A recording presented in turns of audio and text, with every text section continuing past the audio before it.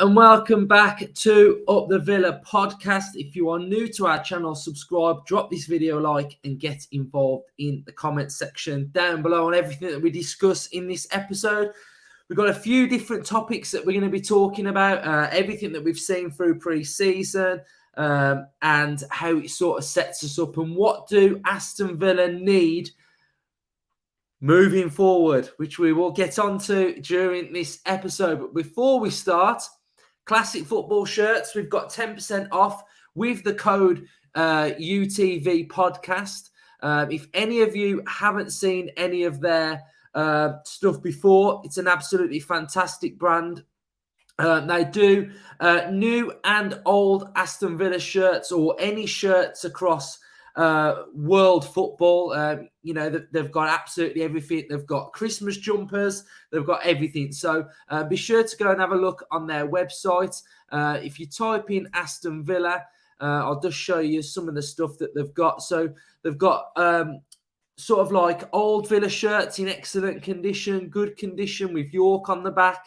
They've got a vast array of different Aston Villa shirts on there as well. So Villa fans, go and have a look at classic football shirts, and then you can use the code UTV podcast. That'll get you 10% off, and then the link will be in our description to get you onto the page as well, to show that you're affiliated with the channel. So be sure to go and have a look at that. So Aston Villa 0, Villarreal 1. Well, I've only just thawed out because it was absolutely freezing. It was so cold. So fair play to the 13,000 Villa fans that were there, because it was freezing conditions, absolutely freezing. But what did I make of it? I thought we played some nice stuff. I thought some of the stuff that we played was really, really nice. You could see that they've really worked on the possession side of things. I was really impressed with that. I was impressed with the way we was knocking it about. Shape of the team looked pretty decent. Again, we defended well with a high line. We was able to play Villarreal offside numerous times. So the defensive aspect of it was really, really pleasing. So I felt like that was good.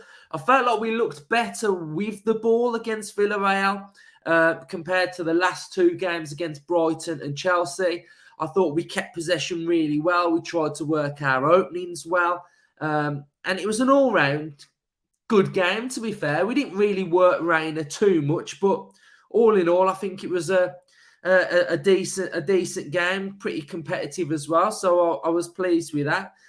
Some of the players that stood out for me, I thought Douglas Luiz was the best player on the football pitch. I thought he was brilliant. He really looks like the one out of the two double pivot that's going to be the ball player. You know, he was picking out passes. His awareness was great. He was making space for himself. He was working the ball really, really well, and he was really setting the tempo. I thought Luiz had a really good game.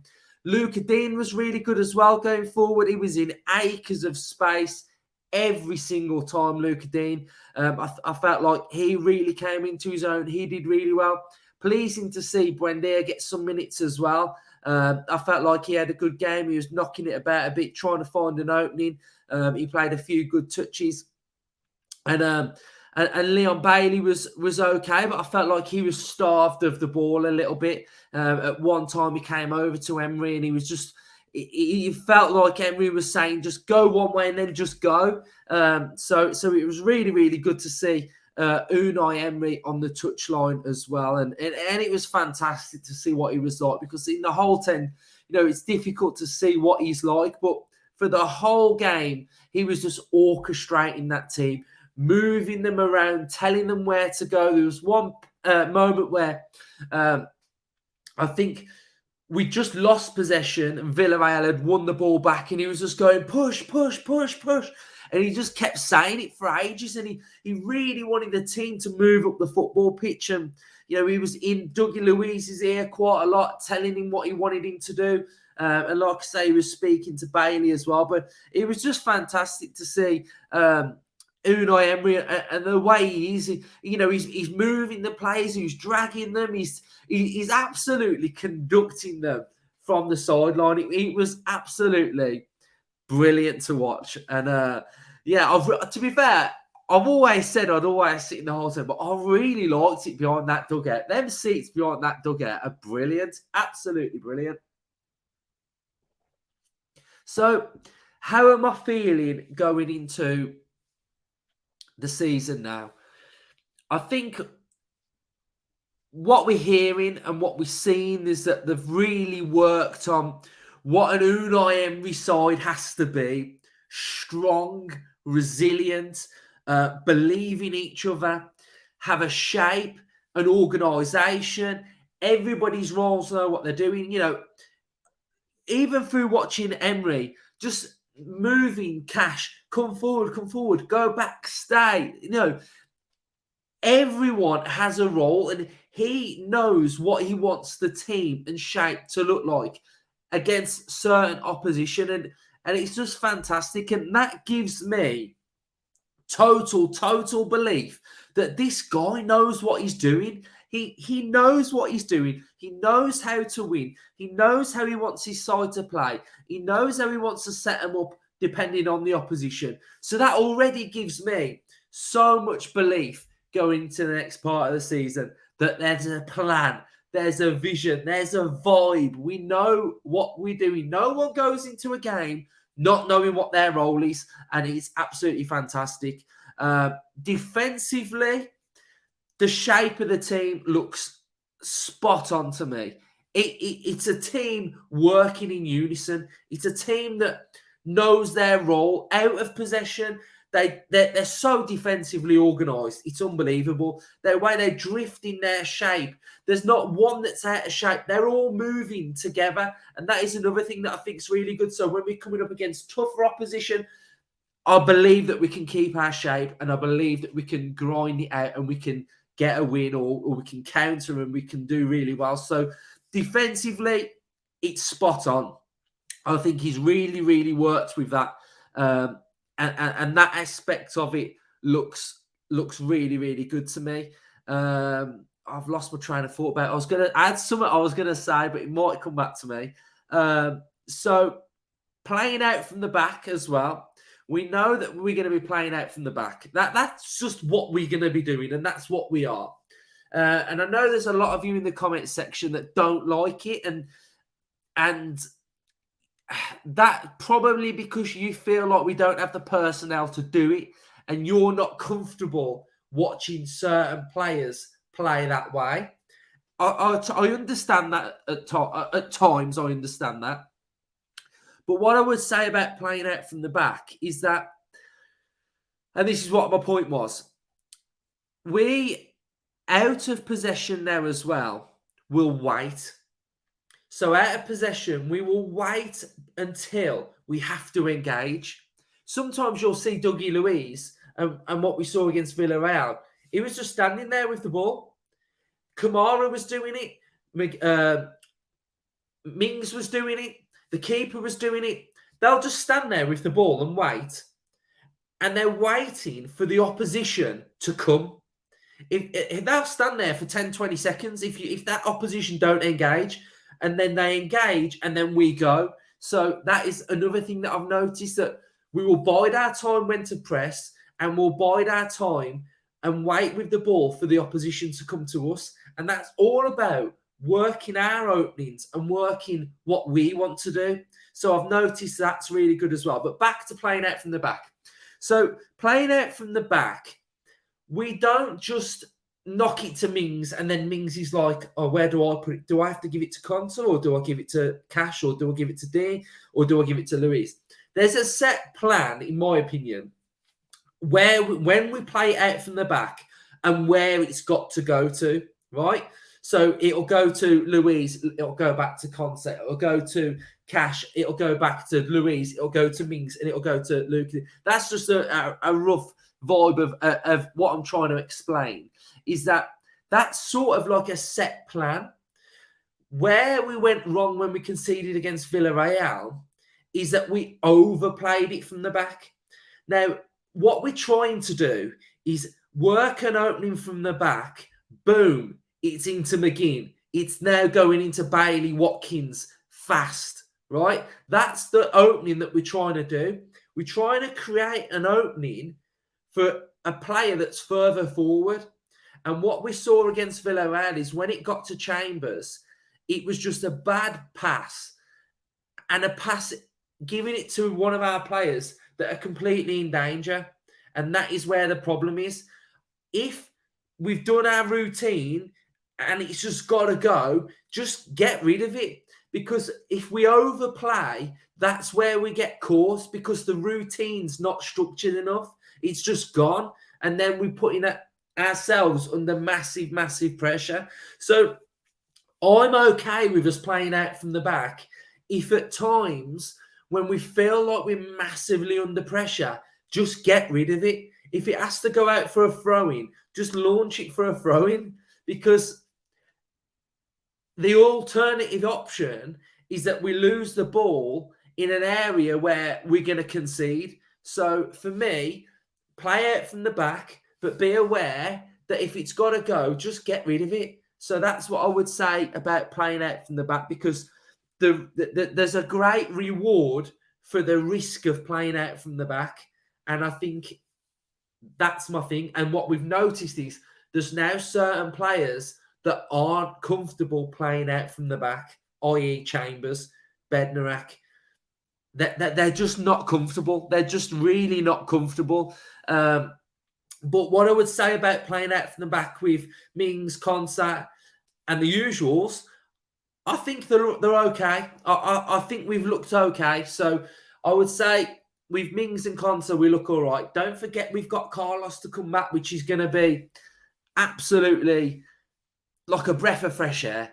You know, the impact of him coming back is going to be colossal to this team, because we only saw him for 2 games. So it's going to look like a brand new signing coming to Villa. And I'm so excited to have Carlos back in the side. So I've titled this video, "What do Aston Villa need?" And this is what I feel like. And I'd love to hear what you think Aston Villa need. But for me, Aston Villa need a striker. It's clear as day to me that this side is waiting for a fully functional centre forward. And let me explain, right? Let me explain. So, let's get rid of this. So what do I mean by Aston Villa needing a fully functional centre forward? So what we saw against Villarreal and what we've seen against Brighton and Chelsea is that we're really lacking creating openings, apart from when we scored against Brighton. Was it Chelsea? It was the really well-worked goal. One of the two, right? In possession, especially against Villarreal, we really struggled to create a clear, decisive opening when in possession. What we were seeing was Dougie Luiz getting on the ball. So let's just pop up Dougie Luiz. Let's just get Luca Dean here, and I'll briefly explain what I mean by this. And then you could say you've got Buendia over here. So you've got Buendia. And then you've got Watkins. And then we had... I might as well just put all the team in for you so we can get a better understanding. And then we got McGinn. Let's just find McGinn. Oh, where's McGinn? There he is. Right, so we'll leave it at that for now. So, what we were seeing is Emi Buendia was in this sort of role here, quite central. We were playing the narrow 4 box, so it tends to look like a 2-2-2, but in essence, it's a little square. It's a little box that these are playing in here. And what we were seeing is Buendia was getting in this little pocket here, predominantly playing around this area here. And what we worked really well in this game was Luca Dean's positioning over here, getting nice and high, and he was in acres and acres of space. We had Matty Cash on the right-hand side. We'd got Konsa and we got Mings. So when the ball was over this area and everybody had drifted over slightly, we were still able to leave Luca Dean over here. And when Luca Dean would get the ball in acres of space, he would then look to go forward and the move would break down because we wouldn't cross the ball. We wouldn't cross the ball in. In this game, we were seeing Ollie Watkins not clean through, but through on goal. The move would sort of break down. He'd try and get his shot off. I felt like Watkins had a poor game. You know, there was a couple of times in the second half where he was driving with the ball and he sort of just didn't play in Bailey. Bailey was in acres of space over here. He was through and he was sort of driving forward Watkins and he just lost it. And, you know, the move broke down. It broke down quite a lot. And the point I'm trying to make is Aston Villa need a centre forward with his back to goal. And this is what I feel like Aston Villa need for this formation and for this system to work, is a centre forward with his back to goal who then can bring in Buendia, can then slip in Luca Dean, can then get in that box. That ball can come across. The ball can come in first time and he's going to drive and head that ball. A centre forward that's going to bring players into play, flick off to Leon Bailey. Bailey can then get in the box. McGinn can then whip in a ball. I feel like Aston Villa need a centre forward with his back to goal that's going to bring everybody into play. And he's just going to create havoc in the box. Time and time again, the ball would go out wide and then we'd cut back inside. That ball needs to go first time. But we haven't got anybody in there that's comfortable, that you can feel like that ball comes in. Have we got anyone that's going to get across the marker and get a header in? You know, I feel like that is the vibe that we need. We need either a Marcus Thuram or someone of that quality, a fox in the box that's going to get in front of their man and just put that ball away. Time and time again, we saw Watkins with the ball at his feet, fumble, lose it. And we can't have that. We can't have that. We need that ball that goes into that striker and we make something happening. Danny Ings came on second half and within 5 minutes, there was a slip through ball. Danny Ings was through and that was the first time we had a forward playing on the shoulder that made that run that created an opportunity. And I think until we get this forward in, who's going to occupy centre halves, that's going to play on the shoulder, that's going to link up and then go. I honestly, Villa fans, this striker is so important to getting this team tick. And I don't want to be disrespectful to Watkins, but I'm looking at the bigger picture here. I'm looking at the way we're playing. What do we need that's going to make this team tick? And for me, it's the striker. It is the striker. Defensively, we look sound. Out of possession, we look good. In possession, we just don't have that killer forward up front that's going to be aggressive. You know, when you get that ball, you ain't getting that ball off me. It's going straight into Bailey. Time and time again, Bailey wanted that ball and it just weren't going into him. And I just think from watching the friendlies, from watching us in possession, I think on the counter we'd be fine. Like on the counter, I feel like if it stayed at what we've got now, I think we'd be okay. Because I think on the counter, we've got pace and we can score goals. But I think we'd miss more than we score. And I think that narrative's got to change. I think we've got to have someone up there that runs these defenses absolutely ragged. And I think that is what we need, in my opinion. We need a striker with his back to goal who is going to bring players in and then go, pop off, and I'm in the box, and I'm going to get on the end of this. So that's what I feel like we need, Villa fans, to get this team ticking more. And then, for someone like Buendia as well, I think it would suit having a striker like that, because then we've got the pace of Bailey. So that's just my vibe, Villa fans. Let me know your thoughts. But on my Christmas list, I've put a striker on it. A striker's top of my Christmas list. Definitely on top of my Christmas list. So, right then, it's the main event up next. The main event, I think we might have a behind closed doors friendly somewhere at the start of the week. But it's the main event now. It's time to climb that Premier League table. And I'm excited. I'm excited. Do I think we're going to finish top 10? Yes, I do. I really, really do. I think we're going to kick on. And I think with Emery in charge, we know what we're doing.